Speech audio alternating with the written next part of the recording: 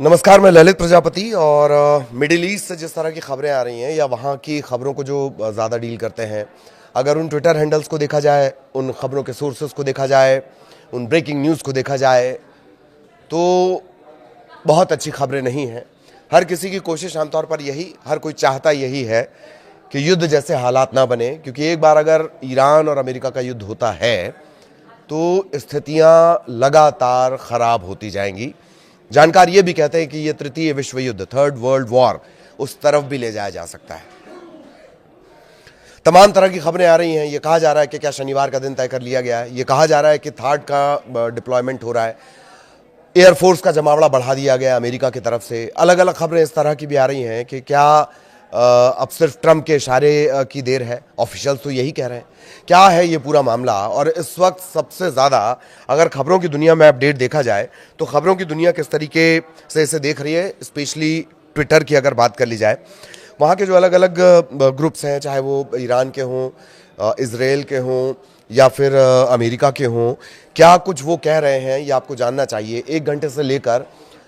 पिछले 1 घंटे से लेकर और अगर 10 घंटों तक का एक एनालिसिस देखा जाए, खबरें देखी जाए, तो बहुत उम्मीद है कि अब स्थितियां बद से बदतर हो चली हैं और ईरान ये ठान चुका है कि हम अमन चाहते हैं, मगर जुल्म के खिलाफ अगर जंग लाजमी है तो जंग ही सही।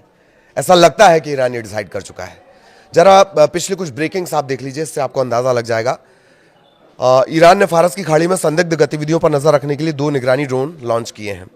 2 surveillance drone to monitor suspicious activity in Persian Gulf. इसके अलावा अमेरिका के 4 E-3G सेंट्री AWACS विमान और एक E-11A BACN विमान सऊदी अरब का जो प्रिंस सुल्तान एयरबेस है उसकी तरफ जा रहे हैं।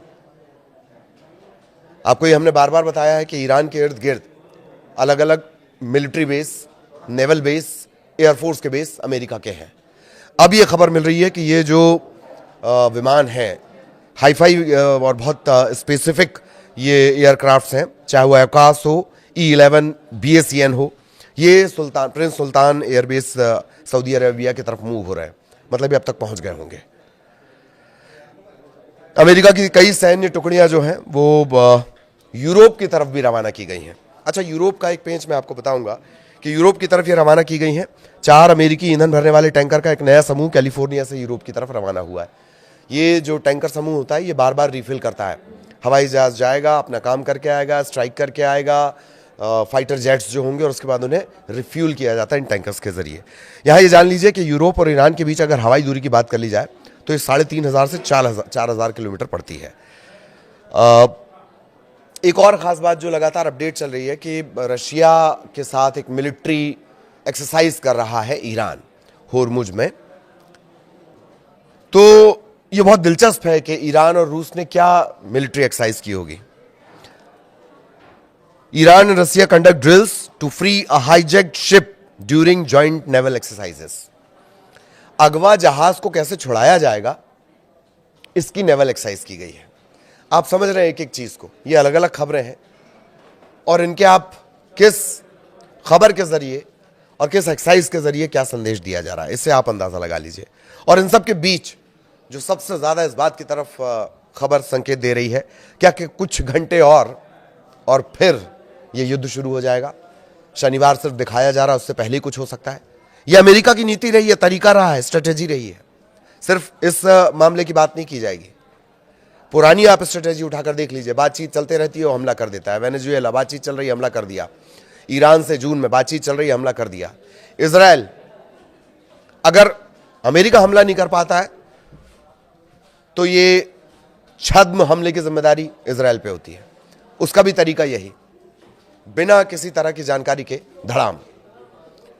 अब मैं जो आपको बताने जा रहा हूं, पोलैंड के प्रधानमंत्री डोनाल्ड टस्क ने ईरान में मौजूद पोलिश नागरिकों से तुरंत देश छोड़ने का आह्वान किया। उन्होंने कहा कुछ ही घंटों बाद ईरान से पोलिश नागरिकों को निकालने की कोई संभावना नहीं रह सकती है। यह मैं आपको हिंदी में बता रहा हूं, अंग्रेजी में सुनिए। इन few hours there may be no more possibility to evacuate Poles from Iran। मतलब ये हो सकता है कि कुछ घंटों बाद ऐसी नौबत ना रहे कि हम ईरान से जो पोलिश नागरिक हैं उन्हें बाहर निकाल सकें। ये पोलैंड के प्रधानमंत्री हैं डोनाल्ड टस्क, उनके हवाले से ये ब्रेकिंग न्यूज चल रही है। इसके अंदाजे आप समझ रहे हैं कि कुछ घंटों बाद हो सकता है कि हम पोलिश नागरिकों को वहां से ना निकाल सकें। क्या है वो ये कहना चाह रहे हैं? इसके क्या मानी निकाले जाएंगे? उन्होंने तत्काल अपने जो पोलिश नागरिक हैं उन्हें कहा है कि तत्काल उन्हें ईरान छोड़ना होगा। अब ये एक खबर ये दावा करती है कि तेहरान पर जो अमेरिका हमला करेगा वो लाखों बम से हमला कर सकता है। इसमें क्या क्या होगा? Cruise missile ATACMS, AMRAAM, phosphorus, GBU-57। और अमेरिका का दावा यह है कि यह जो हमला होगा यह अभूतपूर्व होगा, विल बी अनप्रेसिडेंशियली मैसिव। ये शब्द होते हैं किसी कहीं ध्वंस कर देना, जाके बर्बाद कर देना किसी चीज को, उसके लिए शब्द होते हैं।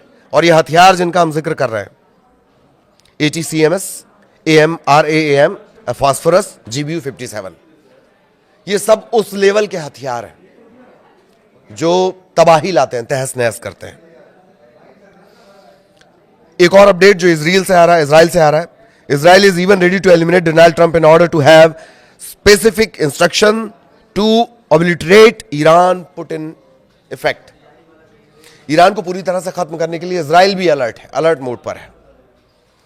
और डोनाल्ड ट्रंप का जो विशिष्ट निर्देश है, स्पेसिफिक इंस्ट्रक्शंस, उसमें अमल में लाने के लिए इजराइल उन्हें खत्म करने के लिए तैयार है। मतलब इजराइल अटैक के लिए तैयार है, मोटा मोटी ये समझ लीजिए। ये एक तरीके से बताया गया है, चेताया जा रहा है। अब कुछ और पहले जाएंगे, कुछ और पहले घंटे की जो ब्रेकिंग है वो मैं आपको बताता हूं। पेंटागन ने जॉर्डन, कुवैत, बहरीन, सऊदी अरब और कतर में लगभग 20 ठिकानों पर थार्ड और पैट्रियट वायु रक्षा प्रणालियां तैनात कर दी हैं। 2 रक्षा प्रणालियां हैं इसमें, एक तो थार्ड है, दोनों के बारे में जान लीजिए, वो भी मैं निकाल कर लेकर आया हूं। एक थार्ड है और एक पैट्रियट है।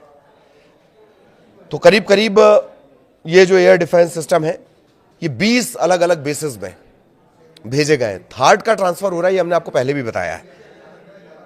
इसमें जॉर्डन, कुवैत, बहरीन, सऊदी अरब, कतर जहां पर पिछली बार सिंबॉलिक हमला ईरान ने किया था, और इस बार भी ईरान बार बार कह रहा है कि हम आपके इजराइल के अलावा अगर कहीं अटैक किया जाएगा तो वो अमेरिका के जो सारे बेस हैं।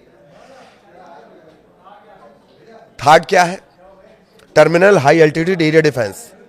पैट्रियट एयर डिफेंस क्या है? इसे PAC-3 भी कहा जाता है। यह अमेरिकी सेना की एक मिसाइल सिस्टम है, डिफेंस सिस्टम है। अलग अलग ऊंचाई और दूरी के लिहाज से इसे डिजाइन किया गया है। थर्ड जो है वो मध्यम दूरी की जो बैलिस्टिक मिसाइल को अधिक ऊंचाई पर रोक लेता है, करीब करीब 40 से 150 किलोमीटर की ऊंचाई पर जो मिसाइल है। और पैट्रियट जो है वो कम ऊंचाई, 35 किलोमीटर से नीचे, इन्हें रोकता है। ये हिट टू किल तकनीक का इस्तेमाल करते हैं। डिटेक्ट किया और सीधे जाके मार दिया, हिट टू किल। दोनों ही सेम डिफेंस सिस्टम है, एक कम दूरी के लिए, कम ऊंचाई वाली के लिए, और एक बैलिस्टिक मिसाइल के लिए जो थर्ड है।